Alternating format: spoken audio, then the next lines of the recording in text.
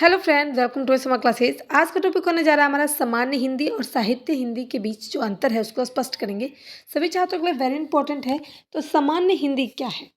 सामान्य हिंदी यह रोजमर्रा की बातचीत, समाचार पत्र, टेलीविज़न, सोशल मीडिया और सरकारी कार्यों में प्रयुक्त होने वाली सरल और प्रचलित हिंदी होती है। यानी कि सामान्य हिंदी जो है, जो बोलचाल की भाषाएं जैसी होती है, रोजमर्रा जहाँ पर हम ऑफिस वगैरह जाते हैं तो हम सरल शब्दों का यूज़ भी करते हैं। समाचार पत्र हमारा जो न्यूज़ होता है, जो समाचार पत्र होता है वो सामान्य भाषा में होती है।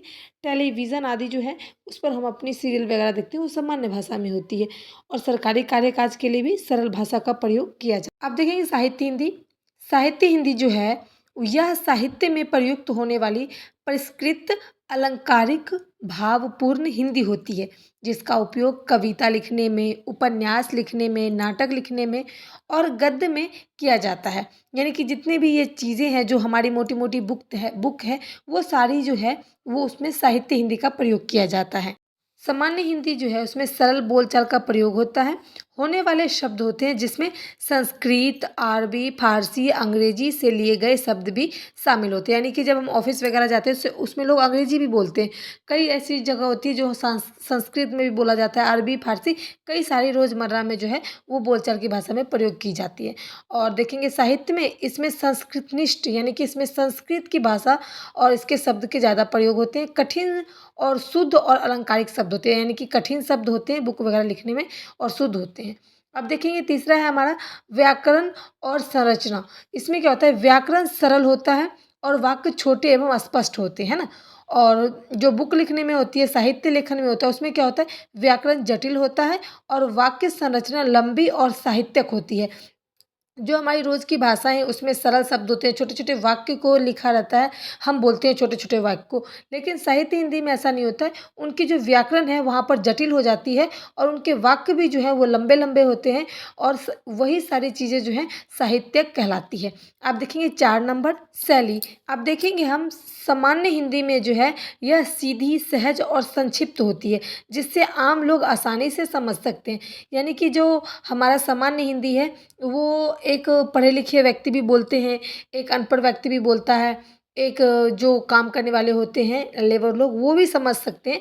तो वो सीधे और संक्षिप्त जो होते हैं, छोटे-छोटे शब्द होते हैं, उससे अपनी बातचीत करते हैं, उससे अपना काम करते हैं, तो वो हमारा सामान्य हिंदी होता है। और देखेंगे साहित्य में सीधा उल्टा हो जाता है। यह गंभीर, गूढ़ और कलात्मक होती है, जिससे अलंकार, उपमा, रूपक आदि होते हैं। यानी कि अलंकार में सजा-सजा के लिखना होता है, सजा-सजा के बोलना होता है। अब हम देखेंगे 5 नंबर है प्रयोग क्षेत्र। प्रयोग क्षेत्र यानी कि जो हमारा सामान्य हिंदी है, यह बोलचाल, समाचार, प्रशासनिक दस्तावेज, विज्ञापन और सोशल मीडिया में प्रयुक्त होती रहती है। और जो है साहित्य जो है वो उनके लिए क्या होता है, यह काव्य, उपन्यास, कहानी, निबंध और नाटकों में प्रयोग होती है।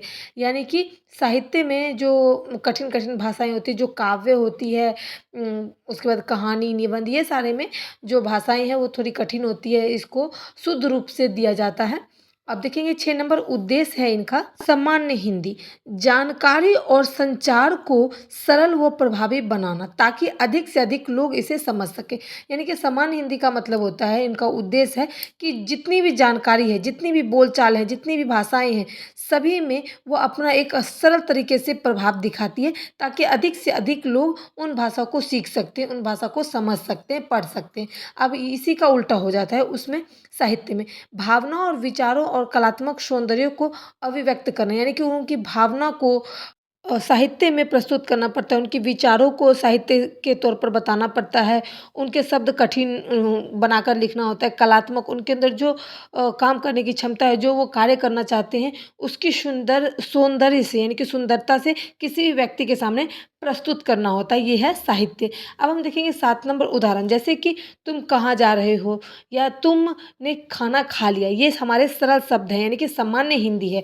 अब साहित्य में क्या होता है, तुम गमन की दिशा किस ओर ले जा रहे हो यानी कि यही शब्द को लंबा कर दिया है ना।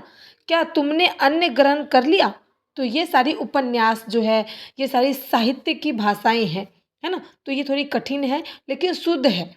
तो यही है सामान्य और साहित्य। अब देखेंगे सामान्य में होता है कि यह जल्दी समझ में आती है और जन सामान्य के लिए उपयुक्त होती है, यानी कि सभी जो हमारी जनताएं हैं उनके लिए सामान्य भाषा का ही प्रयोग किया जाता है कोई भी भाषण आदि देने में। लेकिन उपन्यास में, साहित्य में गूढ़ साहित्य प्रेमियों के अधिक रुचिकार होते हैं, यानी कि गूढ़ जो गहरे गहरे शब्द होते हैं उसके बारे में बताया जाता है। अब देखेंगे भाषा का स्रोत, इसमें हिंदी के साथ साथ उर्दू, अंग्रेजी और अन्य भाषाओं के शब्दों का समावेशी होते हैं, यानी कि सभी मिले होते हैं, है ना। और सामान्य हिंदी में सभी प्रकार के जो भाषाएं हैं वो मिली जुली होती है, लेकिन जो है साहित्य में उनमें सिर्फ संस्कृत प्रधान होती है और हिंदी के शुद्धात्मक रूप में लिखा जाता है, यानी कि उसमें संस्कृत ज़्यादा होती है और अगर समझने के लिए शुद्ध तरीके से लिखा जाने के लिए उसके लिखित रूप देने के लिए हिंदी का भी प्रयोग किया जाता है।